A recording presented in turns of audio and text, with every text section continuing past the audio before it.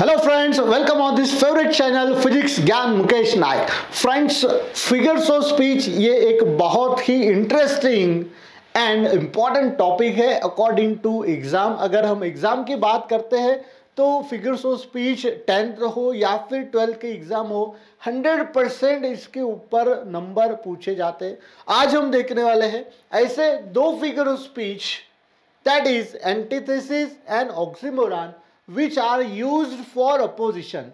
ये दोनों भी फिगर ऑफ स्पीच दोस्तों अपोजिशन के लिए यूज किए जाते हैं, यानी कि दो ऑब्जेक्ट एक दूसरे के अपोजिट है ऐसा अगर कुछ दिखाना है तो ये दोनों फिगर ऑफ स्पीच यूज किए जाते हैं। आज हम देखने वाले हैं कि what is different between an antithesis and an oxymoron. तो ये दोनों में फर्क क्या है, how to identify these figures of speech. सबसे पहले देखेंगे हम एंटीथेसिस क्या होता है।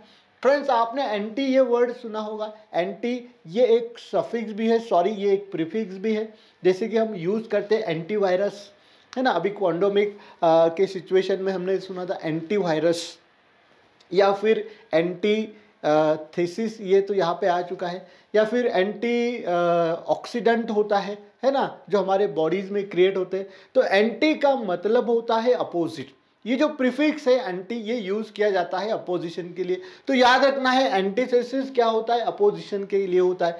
क्यों? जब देखिए when to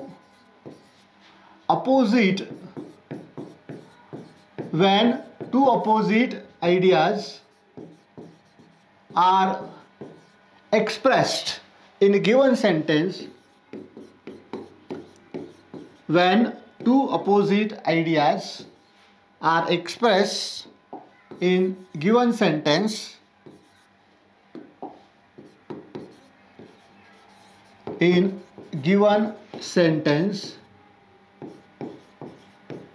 only for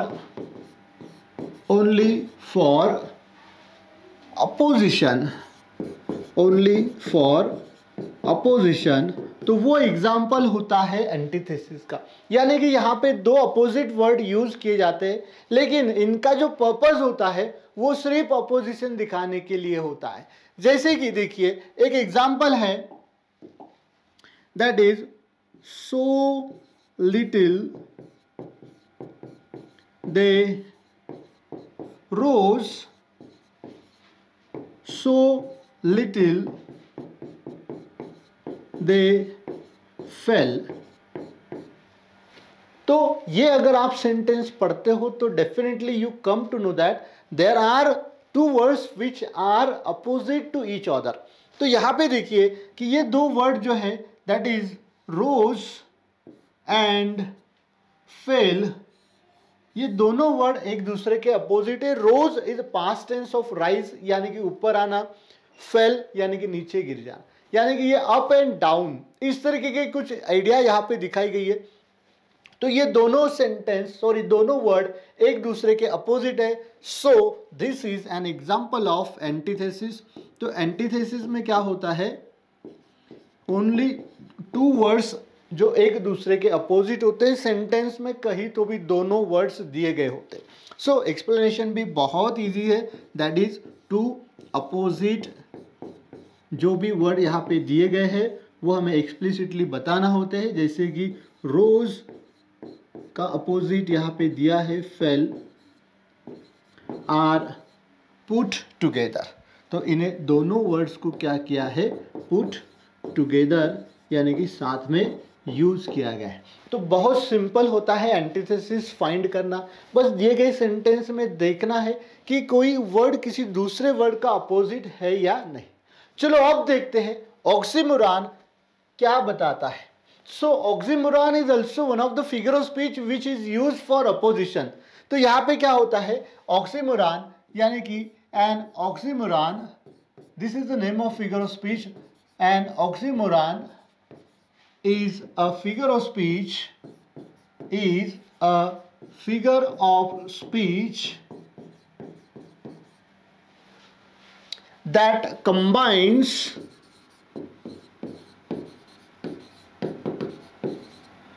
two contradictory contradictory words for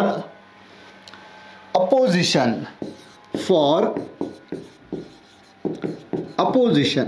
यानी कि ऑक्सीमोरॉन में क्या होता है कि दो कॉन्ट्राडिक्टरी मतलब अपोजिट, एक दूसरे के अपोजिट वर्ड्स यूज किए जाते हैं। तो एंटीथेसिस में भी होते हैं, लेकिन यहाँ पे जो वर्ड्स यूज किए जाते हैं ना, उनका जो राइटिंग होता है उसमें थोड़ा सा चेंज होता है। कैसे होता है? तो ऑक्सीमोरॉन में जो अपोजिट वर्ड्स है ना, they are put closely to each other. तो वो दोनों वर्ड्स इतने क्लोज होते हैं, यानी कि कंटिन्यूसली उन्हें एक साथ लिखा जाता है। तो ऑक्सीमोरॉन में क्या होता है, दोनों वर्ड्स साथ में लिखे जाते हैं। For example, he has the bitter sweet, he has bitter sweet। अब यहाँ पे देखिए bitter and sweet, ये दोनों जो वर्ड है ये एक दूसरे के अपोजिट है, लेकिन साथ में यूज किए गए है ना। Both the opposite words are very closely written, तो ये दोनों साथ में लिखे गए, टुगेदरली दे आर रिटन। तो ऑक्सीमोरॉन का यही स्पेशलिटी है, यही फीचर है कि अपोजिट वर्ड्स होते हैं लेकिन बहुत ही साथ में लिखे गए होते हैं। बहुत सारे फनी है ना, इनिशियली थोड़ा इलॉजिकल लगता है, लेकिन सेंटेंस में ये लॉजिकल होते हैं। जैसे कि एक वर्ड हमें बहुत अच्छे से पता है कि ओल्ड न्यूज़, बहुत बार हम बोलते हैं यार ये तो ओल्ड न्यूज़ है ना।